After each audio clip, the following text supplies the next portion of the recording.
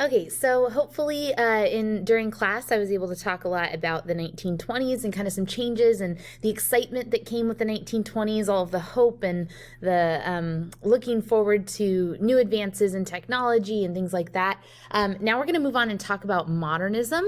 Modernism is a movement, a literary movement, a very large literary movement. And so we're going to take a look at that as it ties to the 1920s and how it changed literature in a lot of ways. So before we begin, there are a couple key terms that you need to be aware of as we talk about modernism, because I'm going to use some of these words quite a bit, or at least they heavily influence the movement. So the first one is disillusionment. That's like my favorite word when talking about modernism. Disillusionment is a lost faith in the goodness of something. So disillusionment would be like, I once believed that God was good, but now, after what I've seen, in particular World War I, which we'll get to in a second, I don't even know that God exists now. So I used to believe that God was good, but now I'm not so sure. That would be disillusionment. And you can be disillusioned about a lot of things. I use the example of God because that was a common one within the 1920s and the modernist movement. But you could be disillusioned about man, right? Like, I once had faith that mankind was good, but now I've seen too many bad people, and now I don't think they're good anymore. That would be a form of disillusionment as well. And you can be disillusioned by the government. You can be disillusioned about just about anything. It's when you have lost faith in the goodness of something. Okay, so disillusionment is a key term you're going to need to know. Another one, lost generation. The lost generation is the generation that came of age during World War I. Okay, so the teenagers or during World War I, those were the teenagers and kind of the young adults. Okay, the ones that have come of age, that became adults during World War I. There are a number of reasons why they're called the lost generation. One is that literally they lost a good chunk of their generation. They lost a good chunk of the men that went to war. So there's a massive loss of life within that generation. So they literally lost part of their generation. But also those who did survive, those who came home, or those who came out of World War I, even if they weren't even in the war itself, were lost kind of philosophically, right? They were disoriented coming out of the war. They were just kind of wandering through life aimlessly. They were directionless. And so in that way, they are the lost generation as well. Ultimately, they were just unable to fully return to normalcy after what they had witnessed in World War I. World War I drastically changed our entire world and what we thought of when we looked at the rest of the world. So it was a big deal. And we're going to talk more about that in a minute. Expatriate is another word that you need to know. Sometimes we call them expats as well. An expatriate is a person who lives outside of his or her native country. And this was really common during the 1920s. In particular, there was a group of literary geniuses like Ernest Hemingway who didn't feel quite at home. And so instead, he traveled to various countries. In particular, he spent a lot of time in Paris. And a lot of expatriates, a lot of American expatriates landed in Paris. And so then there was this growing, beautiful artistic movement that was kind of, centered in Paris. And so that's kind of the center of the expatriates was Paris in the 1920s. Hedonism. This is an important term as well. It's an ethical theory that pleasure is the highest good and the ultimate aim in life. Okay, so if you lead a hedonistic lifestyle, then you only do what makes you happy. You only do what will lead to pleasure for yourself. Okay, this is important because it stems from a loss of hope.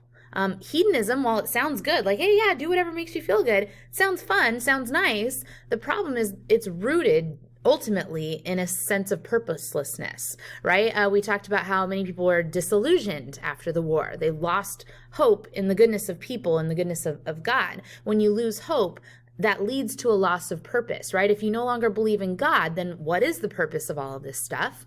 And if you no longer believe in God, that then leads to moral relativism, this idea that, well, if I don't believe in God, then somebody has to come up with a moral code and might as well be me, right? So whatever is good for me, that's what's good for me, right? That's what's right for me. And if it's right for you, then it's right for you. If it's not, it's not. And so that moral relativism then leads to hedonism, right? Because if I'm the one determining what is right or wrong, then I'm going to determine what is right is what makes me feel good. Okay, so a general overview of modernism. Modernism is a literary movement that was, it's hard to put time frames on it, but somewhere between the 1900s and the 1950s. We're going to explore modernism in the 1920s in particular, because that was kind of the big boom in terms of literature and art. But if I were to give three key terms, three kind of word associations that you should make with modernism, one is my favorite word, disillusionment, right? That lost hope in the goodness of things and people. Rebellion. Okay, the 1920s was a time of rebellion. We saw that with the flappers and the girls and the women that, were cutting their hair short and doing all sorts of fun things, and smoking and drinking in public, those types of things. So modernism, as well as kind of our cultural rebellion, was also rebellious. They did a lot of things differently in terms of their writing and their art styles. And so that would be another key term that you should associate with modernism. And then hopelessness, and this is something you can kind of figure out by now, right? There was a general sense of hopelessness within modernist writing and modernist artwork. Overall, their general philosophy is there's no hope for the goodness of people. Life is meaningless, so we should do whatever feels good because nothing matters anyway. Man, God, and government are not good like we once thought they were. Okay, that's their general philosophy. How sad, right? No hope, meaningless. Do whatever feels good because nothing matters. All of those things are very, very sad. And modernism as a whole is a very sad movement. It's a very sad movement philosophically. And we see that kind of despair in a lot of modernist work, a lot of modernist art. Some major historical events that modernism is tied to, the biggest one, the most important one, is World War I, because modernism, that loss of hope, is a response to the horrors of World War I. Okay, but the 19th Amendment was also significant in relationship to modernism. The 19th Amendment was one that gave women the right to vote. Prohibition was significant as we rebelled against it for the most part. The Roaring '20s and that season of optimism and partying. The stock market crash was also relevant to modernism, of course, and then the resulting Great Depression, and then ultimately World War II as well. All of those things are kind of related to modernism. The biggest one is World War I. Because again, modernism is a response to it. Some thoughts that modernists had about America. They started, like I said, losing hope. They started to become disillusioned. So they started to believe, well, maybe the American dream is not possible for everyone. Okay. Prior to this, especially with immigration and a big surge in immigration, people expected that the American dream would happen for them. And people had faith in the American dream. And now with the modernist movement, people started to lose that faith and say, well, maybe the American dream isn't possible for everyone. Maybe that promise is kind of a lie.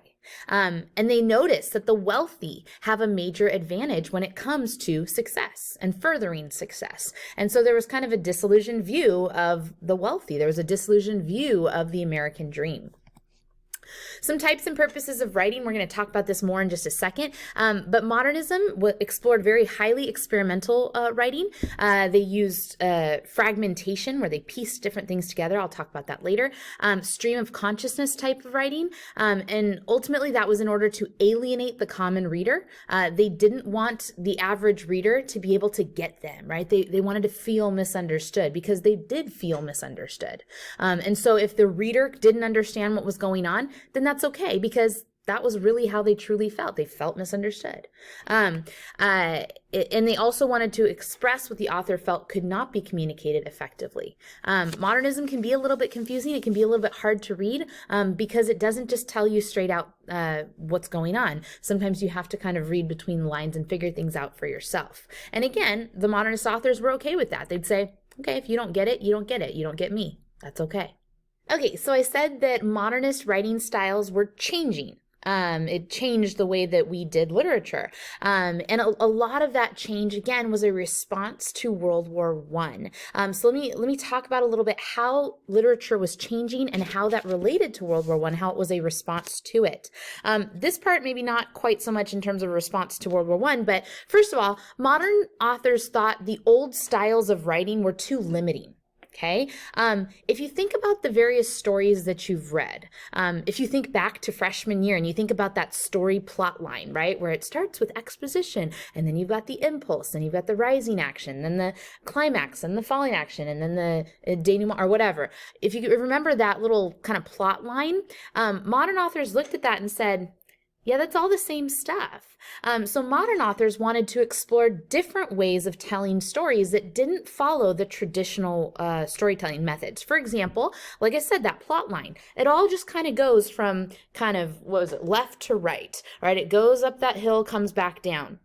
Modern authors said, what if I place the reader in the rising action portion, and then I keep going from there, and then maybe I go back to the exposition, give that to them later. So modern authors were playing with where I could even start a story, how I could deliver the story. Instead of just going beginning, middle, end, perhaps they don't give you the beginning ever. Okay, perhaps they give you the middle and the end, or maybe they drop you at the end and then go back and tell you the beginning. So they were playing with the way that they tell stories. Now, for you and I, that might not seem all that abnormal because we've seen plenty of movies that do things like that. But for the 1920s, that was a different way of doing things. So the way that we tell stories was starting to change. Okay, so one was, like I said, timeline and plot, but there were other methods of storytelling that were changing as well, and I'll talk about those in a minute. Number two, and this is important as it responds to World War I. Remember, World War I was devastating, and World War I changed the landscape of our world, right? We saw mass death in a way that we really hadn't seen on a global scale before. And so, whereas before World War I, people maybe were interested in, oh, look at what they're doing, or look at what God is doing. God is so good.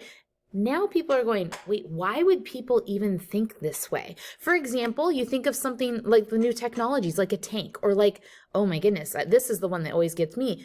Mustard gas, right? Mustard gas was new in World War I, and it was devastating. And people then took a step back and went, who would even think of that? Why would someone think of that? Then you have someone like Sigmund Freud, who you're looking at on the screen right now, and he wanted to explore why people did what they did. And so people in general were starting to question that. Why do people do what they do? Okay, and Freud came up with this kind of iceberg model. You can see that he suggested that, hey, what we do or what we recognize that we do is only the tip of the iceberg. Why we do what we do is all beneath the surface, right? We might do something, but then there's a million reasons underneath the surface as to why we do those things. So I have these ideas about the conscious, the preconscious, and the unconscious, and that there's more to the mind than just what we do and what we're conscious of what we do. So Freud was exploring that. Modern authors wanted to explore the same thing.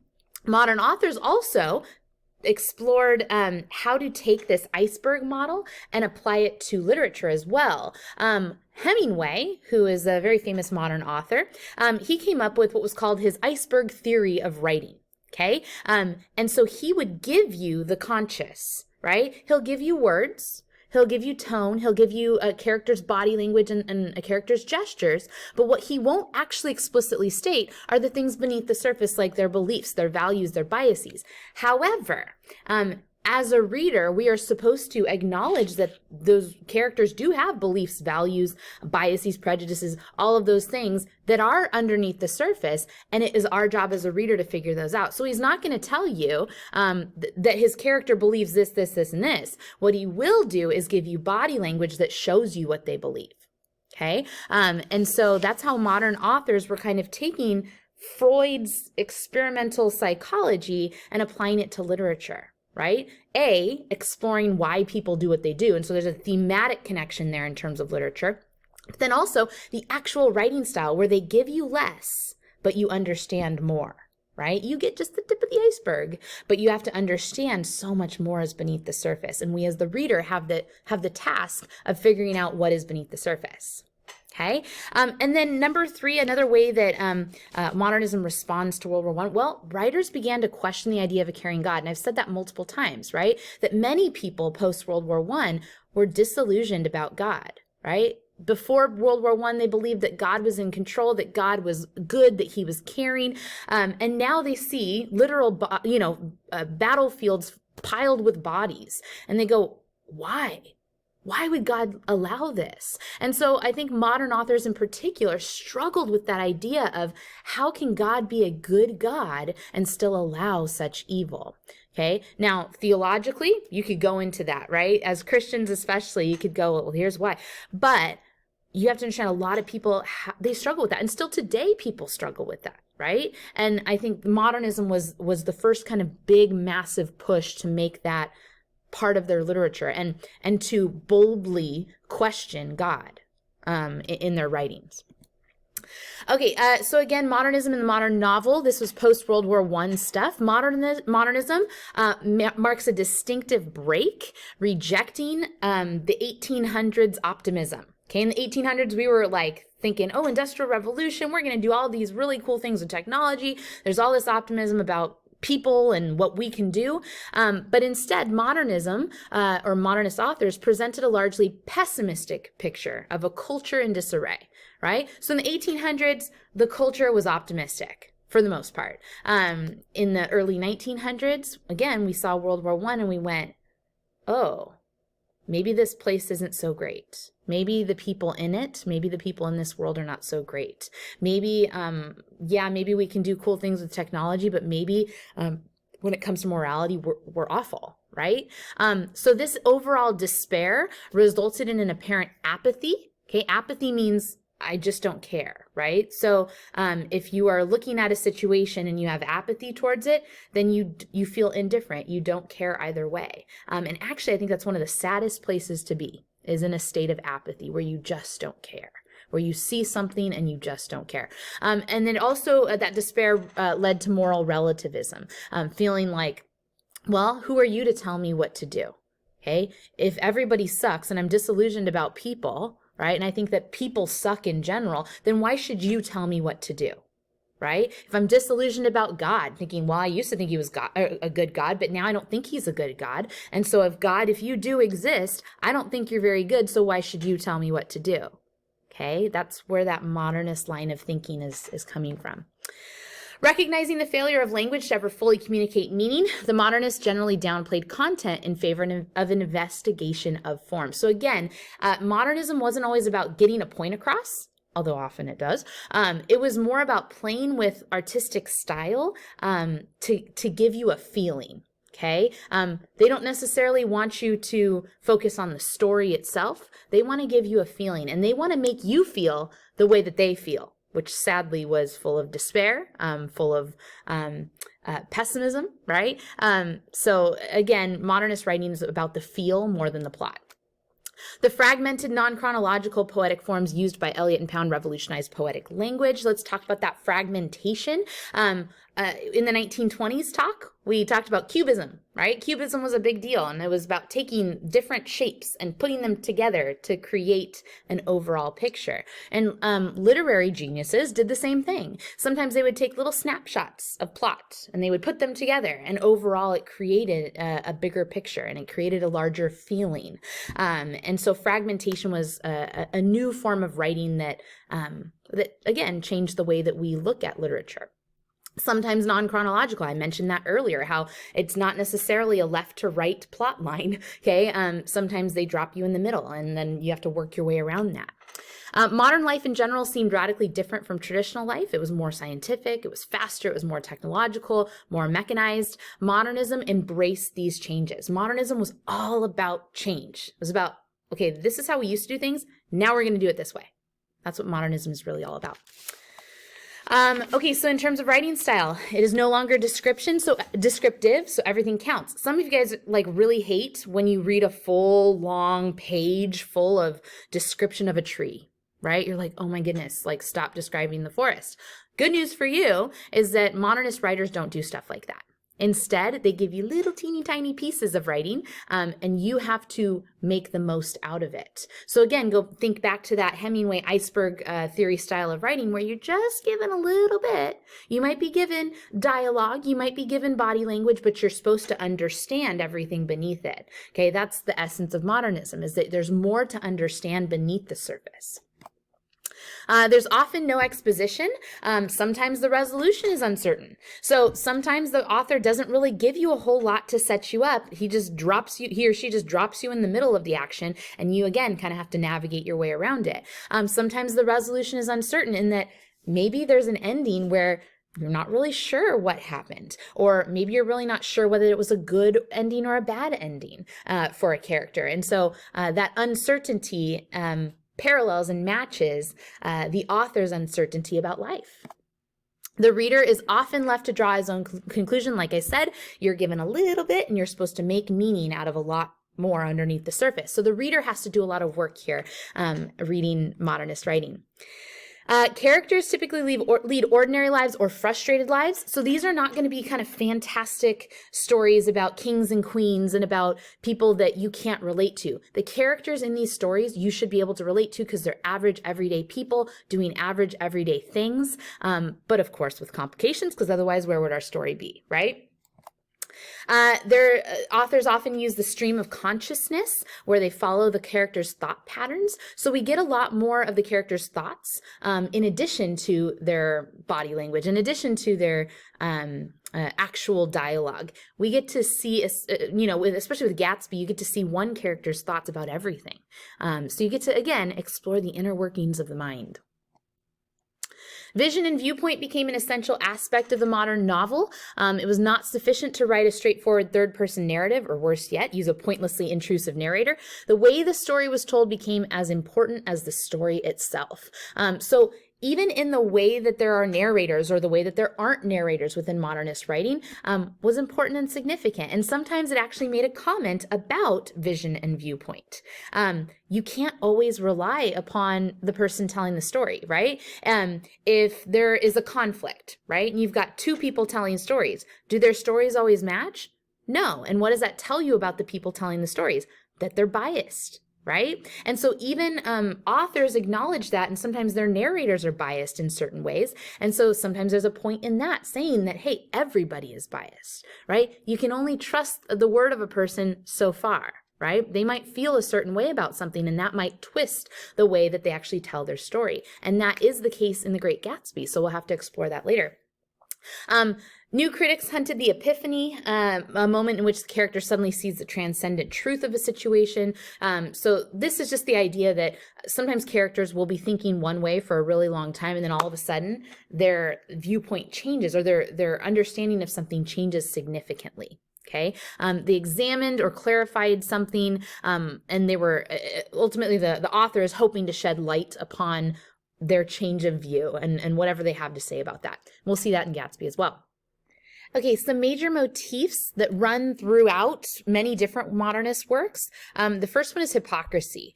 So a lot of modernist writing will be about hypocrisy. And remember that they're disillusioned, so this makes a lot of sense, right? I thought that they were good, but really they were bad. I thought that God was good, but maybe he's not. So there's a lot of hypocrisy running through these works because it reflects their disillusionment about various things, about life. There's often a questioning of old traditions or beliefs, saying, okay, why do we do what we do? And maybe we could do it differently, right? Let's rebel against that. Materialism. Okay, modernist authors comment on materialism a lot, probably because during the 1920s, our society as a whole was very materialistic. We thought we had a lot of money, and so we were spending it like crazy. Disillusionment in man, government, and God. You're going to see that a lot in modernist writings. So not really positive, exciting, happy stuff here. There's generally a social criticism of something, criticizing something within society's values and traditions, which goes back to the idea of questioning old traditions and beliefs. Gatsby and the modern novel. Fitzgerald, who's the author of The Great Gatsby, and I'll talk more about him in another presentation, he left the Victorian era behind. Okay, and he created in many of his works modern masterpieces that this one in particular serves as a model for American fiction. This is like that book that everybody reads, right? Like everybody in high school reads The Great Gatsby. And there's a reason for that. It's a great book, and it's one that connects with people, even now today. In this book, Fitzgerald portrays the Jazz Age, a period in which dark fantasy reigned.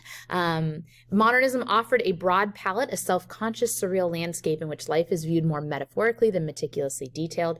Only through this lens could a central theme of the novel emerge. This book feels very romantic. It feels very, okay, for the most part. And I think there's a message in that Fitzgerald wanted to show kind of how shallow that kind of desire for is. I know I'm using my words really well right now. Sorry. All of Gatsby's characters, human and non-human, participate in modernism's open examination of such American institutions as industry, power, and class. So there are a lot of things in this, or there are a lot of messages in this novel that have to do with industry, power, and class. In particular, class and power, but also, like I said, industry and in the changing landscape and how technology was changing the way we do industry. And so there's some comments on that in here. Gatsby's open critique is the most blatant, and yet it began almost a century-long tradition of social commentary in American literature. I wouldn't say that this is the starting point of social commentary, but certainly it inspired other people to think in the same way that he did in this novel. The Great Gatsby sets the tone for literature to come in its blending of various post-19th century ideas into what would become known as modernism and its offshoot postmodernism. This is kind of like core modernism, this book. And so this is why it's a great example of the modernist movement. But the cool thing is it's still timeless, right? It says his concerns are our concerns, and American life has actually changed very little from modern to postmodern. Only the terms have really changed. So we, in some ways, this modernism stuff is exactly what we see today, especially in the pessimism and all of that. Some commonly used words that you need to know. The first one is vitality. Vitality is a state of being strong and active. It's if you have a vitality to you, you have an energy to you. Okay, if you have a vitality to you, you have the power of giving the continuance of life. You are lively. Okay, the reason why I mention this word is because this word pops up a lot in The Great Gatsby. In particular, it is connected to one particular character, and ultimately, if you're going to take a test on this on The Great Gatsby, you are. I like to throw in at least one or two quotes that have this word in it, because it's like it's a blinking light, like, I don't know, indication that, hey, it has to do with this character here. I have her pictured there. Her name's Myrtle. Yes, Myrtle. Okay, but vitality is an important word for you to understand. So when she is described as having vitality, she is lively. There's something like life-giving about her. She's full and she just enjoys life, that type of thing. Okay. Another one is bootlegger, and I mentioned it as I was talking about the 1920s. A bootlegger is a person who makes, sells, or distributes goods, in particular alcohol, illegally. Okay, and the word bootlegger comes from the smuggler's practice of concealing bottles in their boots, and you can see the picture of the lady over there who has like little containers of alcohol hidden under her dress. I don't know how they did the boot thing. I don't know, but there you go. That's what a bootlegger is. That's an important word in The Great Gatsby, because that there's an assumption of somebody being a bootlegger in this novel.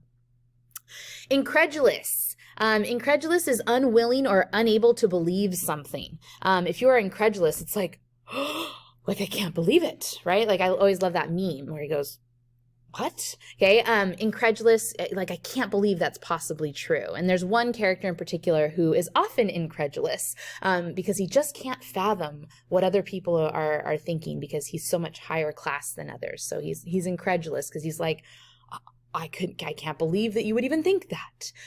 So it's very smug, but there you go. And that's going to do it for us today.